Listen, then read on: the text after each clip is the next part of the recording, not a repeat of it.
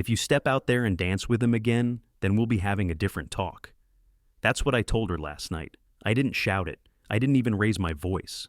I whispered it, low enough that only she could hear, while everyone else at that party was lost in their laughter, their glasses clinking, their fake conversations. And the second I said it, she gave me this look, half amused, half like I was the one losing my mind. Maybe I am. She thinks I didn't notice the way she leaned into him. She thinks I didn't see his hand slide just a little too far down her back during that song, the way she smiled like she was in on some secret. But I see everything now. I've been seeing things for weeks, tiny fragments that don't make sense on their own, but stitched together into something that keeps me awake at night. The late-night phone checks, the extra care with her hair when we're just grabbing dinner with friends, the sudden laughter when she's texting someone she never mentions. I didn't always used to be this man. I wasn't born suspicious. I wasn't born with my stomach knotted so tight that every beep of her phone feels like a knife turning. But something's off, and it's like I'm the only one who can feel it. Last night, when that guy, him, the one with the polished shoes and the smirk that doesn't reach his eyes, walked straight up to her and didn't even glance my way, something inside me snapped. It wasn't the dance itself. It was the way she looked at him, like he was offering something I couldn't. And the worst part? She didn't even hesitate. She didn't ask me if I minded. She didn't wait for me to react. She just went, and that's why I said it. That line. My warning. I don't even know what I meant, but I felt like if I didn't say something, if I just kept swallowing this storm building inside me, I'd disappear completely. Now, she's asleep upstairs, her breathing soft and steady, while I sit here replaying every second of last night, every laugh, every glance, every step of that stupid dance. But this isn't just about a dance anymore. I think it's about something I'm not supposed to know yet.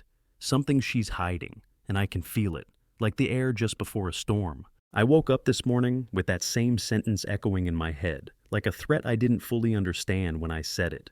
If you step out there and dance with him again, then we'll be having a different talk. I don't even know what kind of talk I meant. Was it a warning to her, or was it me warning myself that I can't keep swallowing this poison? Nora made coffee like nothing was wrong. She hummed under her breath while stirring the sugar, acting like last night didn't happen. Like, she didn't just let that guy, Elias, put his hands on her, while I sat there clenching my fists until my nails dug into my palms. I don't even think she noticed how quiet I was. Maybe she did and just didn't care. The strangest part? I can't stop replaying how natural it all looked. The way they moved together. She hasn't danced with me like that in years. Not since before. Well, before all of this. I can't even pinpoint when things started to fade between us, but now it feels like I'm watching my own life from outside. Like a movie where I'm the guy everyone's laughing at. After breakfast, she said she needed to run a few errands. Errands? On a Sunday morning? I tried to ask where she was going, but she brushed me off with a smile that didn't reach her eyes. It's been 3 hours. My brain is spiraling again. I hate this version of me. The guy who watches the clock like a hawk. The guy who wonders if his wife is just running errands or something worse. Last night, after the party, I noticed something. I can't shake it. When she went to shower, her phone was buzzing on the counter. A message from someone saved as Jay. Who the hell is Jay? I didn't open it. I'm not that guy. But I thought about it. God, I thought about it so much that I could barely sleep. I keep thinking about how Elias looked at me when I walked past him later that night. It wasn't just confidence. It was like he knew something I didn't. Like he had already won something I didn't even realize I was losing. I don't know what's happening, but I know this. If I don't figure it out soon, if I don't get to the bottom of whatever this is, I'm going to lose her. Or maybe I already have, and I'm just too scared to face it. I don't know why I did it. Maybe it was the way she smiled when she came back from her errands this afternoon. Like everything in the world was fine, and I was the only one stuck under a storm cloud. Maybe it was the way she casually tossed her bag on the couch and disappeared upstairs to change, humming again. Like she was trying too hard to sound normal. My heart was pounding, my palms sweaty, and before I knew it, I was holding her phone. I told myself I'd just look at the notifications, nothing more, just enough to silence this screaming voice in my head. But then I saw the name again, Jay, the same one from last night. My hand was shaking as I opened the message, and I swear to you, what I read made my stomach twist so hard I thought I'd be sick. Last night was dangerous but worth it. Same song next time? No emojis, no names, just those words. I froze. My first instinct was denial. Maybe Jay is just a friend. Maybe they're talking about something innocent. But then I saw her reply, sent early this morning, before she even got out of bed. "You're insane." But maybe. I dropped the phone like it burned me. I swear my knees almost gave out. I just stood there, staring at it on the couch, every part of me screaming not to jump to conclusions. But my mind was already unraveling every memory of the past few months. The late nights working on projects, the sudden bursts of laughter over texts she wouldn't show me, the way she has been distant, but not in the way couples just get busy with life. It's been like she's living in a different world. When she came back downstairs, I couldn't even look at her. She noticed immediately. "What's wrong with you? You look like you've seen a ghost." I mumbled something about not feeling well, but I'm sure she could see the cracks in my voice. I keep replaying that text in my head. Same song next time? Same song. What song? The one she danced to with Elias? The one where they looked like they were lost in some kind of trance? Was Jay even Elias? Or was it someone else entirely? The not knowing is worse than anything. Tonight, I can't stay silent. I know it's going to eat me alive if I do. She's in the kitchen right now, pouring a glass of wine, like everything is just fine. But I'm here, pacing in the living room, trying to find the courage to ask her what's really going on. I can't decide if I want her to tell me the truth or if I'm terrified that she will. If she lies, I'll know. And if she tells the truth, I don't know if I'm ready for that either. I spent the entire evening building up the courage to confront her, pacing the living room like some caged animal. Every time I tried to rehearse what I'd say, the words got tangled in my throat. How do you even start that conversation? "Hey, honey, I just happened to read your messages while you weren't looking, and now I think you might be falling for someone else." I'm not even sure if I want the truth or just some sweet, convincing lie that will let me sleep again. When she finally sat down on the couch, wineglass in hand, I didn't waste time. "Nora, who's Jay?" I asked, my voice shaking but louder than I intended. Her reaction wasn't what I expected. She didn't freeze, didn't look guilty or flustered. She just stared at me like I'd asked her what color the sky was. Then she laughed. It wasn't even a nervous laugh. It was sharp, almost mocking. "Are you really going through my phone now, Calvin? Is that who you've become?" I felt my face heat up.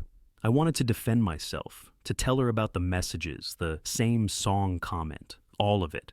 But she was looking at me with this mixture of annoyance and pity, like I was some pathetic man who'd lost all his dignity. "You don't trust me? After everything?" she said, leaning forward. "Do you know how insane you sound right now?" I wanted to yell, to demand answers, but the way she looked at me, I crumbled. I mumbled something about just being worried, about how distant she's been lately.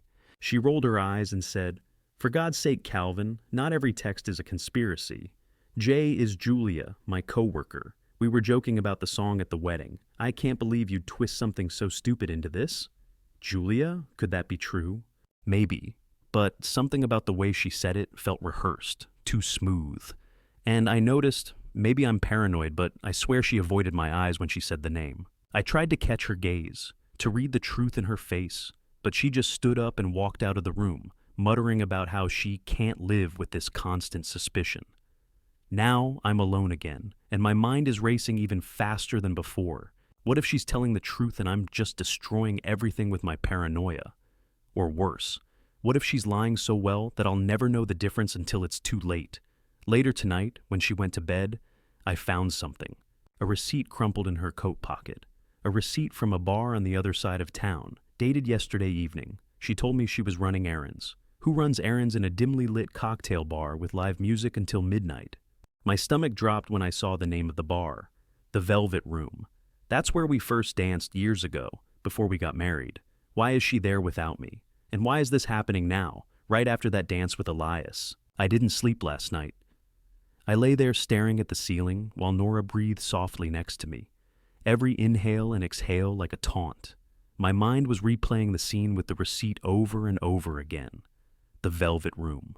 I can still remember the exact song that was playing the first time we danced there, how she held me close like I was the only person in her world. Now, she's going there without me, lying about it, and acting like I'm crazy for noticing. By 5 a.m., I had made a decision. I couldn't take this anymore. I needed answers, even if the truth shattered me. When Nora said she had another work meeting that evening, I told her I'd be staying late at home to finish some tasks of my own. She kissed me on the cheek, that casual, mechanical kind of kiss that people give when their minds are somewhere else, and left. My hands were trembling as I watched her drive away. I gave her a 15-minute head start before grabbing my jacket and car keys. The drive to the Velvet Room felt like some surreal nightmare. Every red light felt like an eternity. Every passing car like it was mocking me. When I finally parked down the street, I saw her car in the lot. My chest tightened so hard I thought I'd pass out. The Velvet Room was glowing softly in the distance, the faint hum of live music leaking through the doors. I didn't go in right away. I wanted to see who she was with, to catch her in the act if my gut was right. I waited, my breath fogging up the windshield, watching like some pathetic character in a bad movie.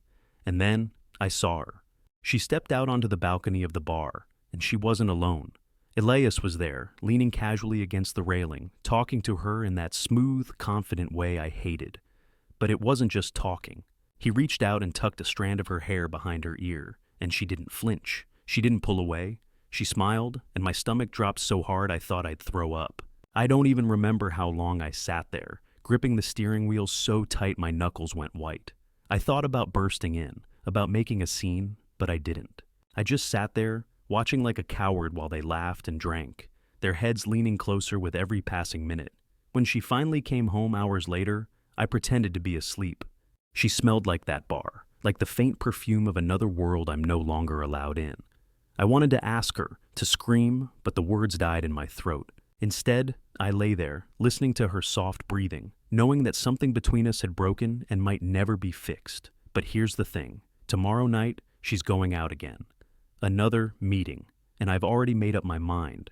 This time, I won't just watch from the outside. I'm going in. I'm going to find out exactly what's happening, even if it destroys me. The next evening felt like an out-of-body experience. I watched her get ready like I was watching a stranger in my own house. Nora stood at the vanity, carefully painting on that shade of lipstick I hadn't seen her wear in years. It wasn't for me, and we both knew it. She caught my reflection in the mirror and gave me that practice smile, the one that says, "Everything's fine, don't ask questions." I almost said something, but the words stuck like glue in my throat. She grabbed her purse, told me not to wait up, and walked out the door without looking back. The moment her taillights disappeared down the street, I grabbed my jacket. Tonight wasn't going to be like last time. No sitting in the car, no watching like a ghost. I needed answers. I needed to see, hear, and feel the truth. My heart pounded all the way to the Velvet Room, each beat sounding like a countdown to something I wasn't ready for. The bar looked different tonight, darker, heavier somehow. I parked 2 blocks away, my hands sweating on the steering wheel, and walked the rest of the distance like I was heading to my own execution. The place was alive with music and chatter when I stepped inside, but all of it blurred into a distant hum. My eyes scanned every face, every shadow, until I saw her. She was sitting in the far corner, laughing. Not just smiling, laughing, as with Elias. They were close, closer than 2 people just catching up should ever be. He leaned in like he owned the space between them, whispering something in her ear, and she touched his arm in this soft, familiar way that made my stomach twist so hard I had to grip the bar counter for balance. I must have stood there too long because the bartender asked if I wanted a drink. I didn't answer. I couldn't. I was frozen, stuck between storming over there and just walking out and pretending none of this was real. But then Elias saw me. His eyes locked on mine, and that smirk spread across his face like he was daring me to do something. He knew I was watching, and he didn't care. I walked over, my legs trembling, my mind screaming. "Nora," I said, my voice louder than I meant. "What is this?" She looked up at me like I was the one interrupting some sacred moment. "Calvin, what are you doing here?" she asked, her tone sharp and cold. I could barely breathe. I asked again, my voice cracking. "What's going on?" But before she could answer, Elias leaned back in his chair with this infuriating grin and said, "Relax, man. It's just a dance. Isn't that what you told her?" His words cut through me like glass. Nora stood up, her face pale now, but she didn't deny anything. She didn't explain. She just said, "We'll talk at home," like I was some child throwing a tantrum in public. Then she walked past me, leaving her half-finished drink and Elias's smug face behind. I followed her out, my mind spinning, my chest on fire. The drive home was silent. She didn't look at me. and I didn't know what to say. I wanted to ask 1,000 questions, but I was terrified of the answers. All I know is that the way she looked at him, I haven't seen that look in years, and I don't know if I'll ever see it directed at me again. The silence in the car felt like it was pressing against my ears, so heavy I thought I might scream just to break it. Nora stared straight ahead the entire drive home, her face stiff and unreadable, like I wasn't even there. My fingers twitched on the steering wheel, and my throat burned from holding back all the things I wanted to say.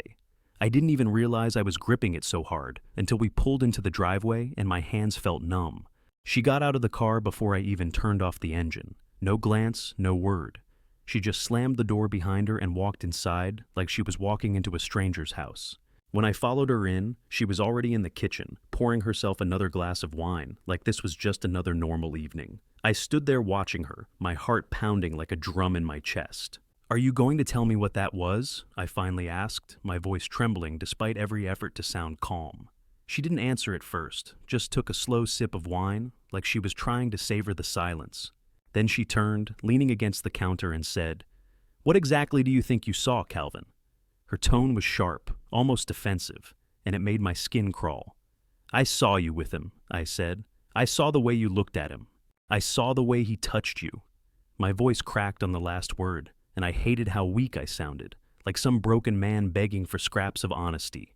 Her eyes narrowed, and for a moment I thought she might actually feel guilty. But instead, she laughed. This bitter, humorless laugh that made me want to throw something. "You've been acting paranoid for weeks," she said, shaking her head. "You don't trust me, you snoop on my phone, and now you're following me? Do you even hear yourself?" I stepped closer, my chest tight. "Then explain it," I said, almost whispering. "Explain why you're sneaking off to the Velvet Room with him. Explain the messages. Just tell me I'm wrong, and I'll believe you." My voice broke again. I meant it. If she'd just looked me in the eye and told me I was imagining it all, I'd have forced myself to believe her. But she didn't. She just stared at me, silent, her lips pressed together like she was holding something back. That silence was worse than any confession. Finally, she said, "You don't know what you're talking about," but her voice wavered, just enough for me to notice. She set her glass down, grabbed her coat, and walked past me without another word. The door slammed behind her, and I stood there in the quiet, my ears ringing. I don't even know how long I stood in the kitchen, staring at nothing. I felt like the walls were closing in, like the whole house was filled with echoes of conversations we never had, smiles we stopped sharing, dances we never danced anymore. An hour later, I saw her car pull back into the driveway, but I didn't move. I stayed in the living room with the lights off, listening to her footsteps as she walked upstairs without a word. I think she knows I'm cracking. I think she wants me to. Something inside me is changing. I can feel it, this mix of fear and anger swirling together like poison. If she keeps walking out on me like this, if she keeps choosing secrets over answers, I don't know what I'll do. All I know is that the man I was a few months ago is gone. Now, there's just this version of me, sleepless, desperate, and ready to dig until I find the truth, no matter how ugly it is. I woke up the next morning feeling like a hollow shell of myself. The house was quiet, and for a moment, I wondered if she had left me for good. My mind spun through every memory of us, the good ones, the ones where we were young and stupid and couldn't stop smiling at each other. And I realized how far we had drifted. But the truth is, I loved her more than I loved my own pride. I couldn't let our story end in silence and suspicion. So when Nora came downstairs, bleary-eyed and guarded, I did something I hadn't done in years. I asked her to sit with me, just sit. No yelling, no accusations. For a long moment, she didn't move. Then, to my surprise, she sank into the chair across from me, clutching a cup of coffee like it was armor. "I can't do this anymore," I said quietly, my voice barely holding together. "The fighting, the guessing. I feel like I'm losing you, and I don't even know why. Just tell me the truth, Nora, even if it hurts." She looked at me for what felt like forever, her face softening, her eyes shimmering like she'd been holding back tears for weeks. "Calvin," she said finally, her voice cracking, "you've built this whole story in your head, but Elias, he's nothing. He's just someone from work. That night at the wedding, I let him dance with me because I wanted to remember what it felt like to feel beautiful. Not because I wanted him, because I wanted us again. And when I saw you watching, I realized how far apart we've become. It was like the air was sucked out of me. She wasn't confessing to some affair. She was confessing to loneliness, the same loneliness I'd been drowning in. I didn't know what to say, so I just nodded, and for the first time in months, I felt something shift between us, like the tiniest crack of light breaking through a dark room. Then she reached across the table and took my hand. "Do you remember the Velvet Room, the night we first danced?" she asked, her lips curling into a faint smile. My chest tightened because of course I remembered. That was the night I fell for her completely. "I went back there," she said, "because I wanted to remember that feeling, not to hurt you. I just wanted to find it again, so maybe I could bring it home to us." I didn't even realize I was crying until she squeezed my hand. "Then let's go back," I whispered, "together." That night, we did. We went to the Velvet Room, just the two of us. No secrets, no ghosts of suspicion hanging over us. We had a drink, and when the band played a slow song, I asked her to dance like it was the first time all over again. She smiled, really smiled, and for the first time in what felt like forever, I saw that look in her eyes that was only for me. We danced, and I swear, the world disappeared. No Elias, no texts, no paranoia. Just us, two people who had been lost in the storm, finding our way back to the warmth of the music and the light of each other. Maybe our marriage isn't perfect. Maybe it never will be. But that night, as we held each other close and swayed under the dim lights, I realized something. Sometimes love isn't about never doubting. It's about choosing to fight for the truth, even when your own mind tries to sabotage you.